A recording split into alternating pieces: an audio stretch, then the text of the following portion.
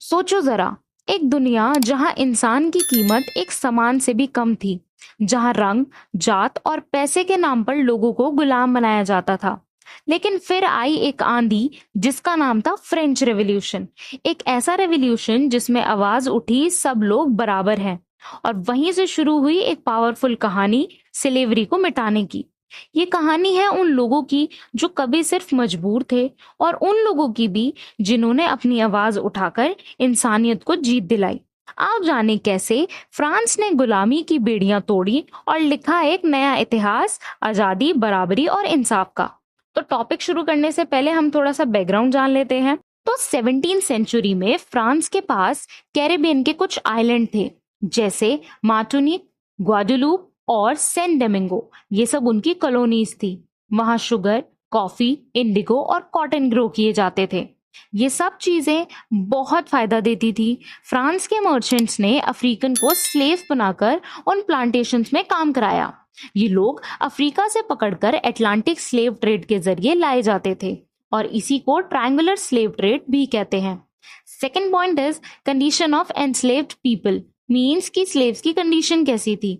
Slaves के साथ बहुत ही बुरा व्यवहार होता था, मीन्स उन्हें बहुत बुरी तरह ट्रीट किया जाता था। उनके पास कोई राइट्स नहीं थे, उन्हें प्रॉपर्टी की तरह ट्रीट किया जाता था। उनको मजबूरी में इतनी हार्श कंडीशंस में काम करना पड़ता था। एनलाइटमेंट थिंकर्स ने स्लेवरी को गलत बताया और फ्रीडम और इक्वालिटी की बात की सबके लिए। Third point is revolution and ideas of liberty. 1789 में आई फ्रेंच रेवोल्यूशन ने स्लोगन दिया लिबर्टी, इक्वालिटी एंड फ्रेटर्निटी का। इन आइडियाज ने स्लेवरी के अगेंस्ट लोगों को इंस्पायर किया, लेकिन शुरुआत में स्लेवरी अबॉलिश नहीं हुई थी। Fourth point is pressure from Jacobian and revolts, means Jacobian और स्लेव रिवोल्ट्स का प्रेशर। 1793 से 1794 के अराउंड जब रॉबस्पियर और जैकोबिन पावर में आए तो उन्होंने स्लेवरी के खिलाफ एक कदम उठाया।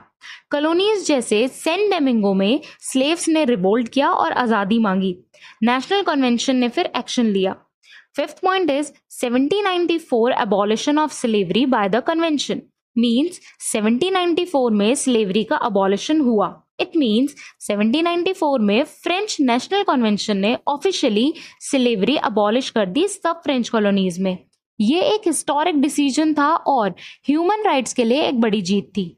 Sixth point is reintroduction and final abolition, means जब नेपोलियन पावर में आया तो उसने दोबारा स्लेवरी शुरू की और इसके बाद हमेशा के लिए स्लेवरी का एंड हो गया।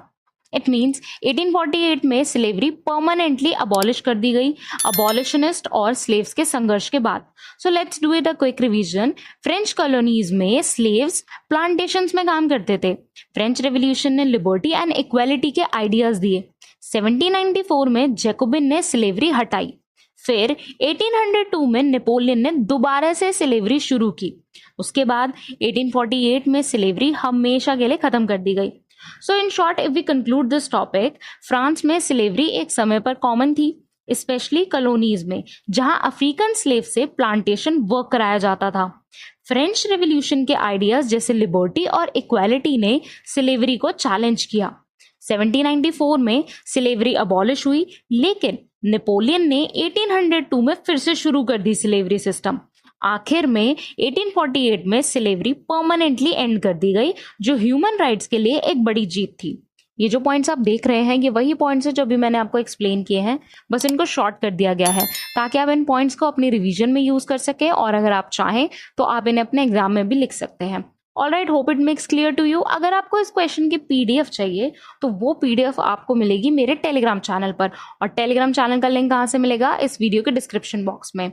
और एक और बात, आप मेरे टेलीग्राम चैनल को फॉलो कर लें ताकि वहाँ पे जितने भी इंपॉर्टेंट टॉपिक्स पढ़े हुए हैं आप उन सभी से अपनी प्रैक्टिस कर लें, उनकी रिवीजन कर लें। वो सारे ही टॉपिक इंपॉर्टेंट हैं, वो आपको आपके एग्जाम में डेफिनेटली हेल्प करेंगे।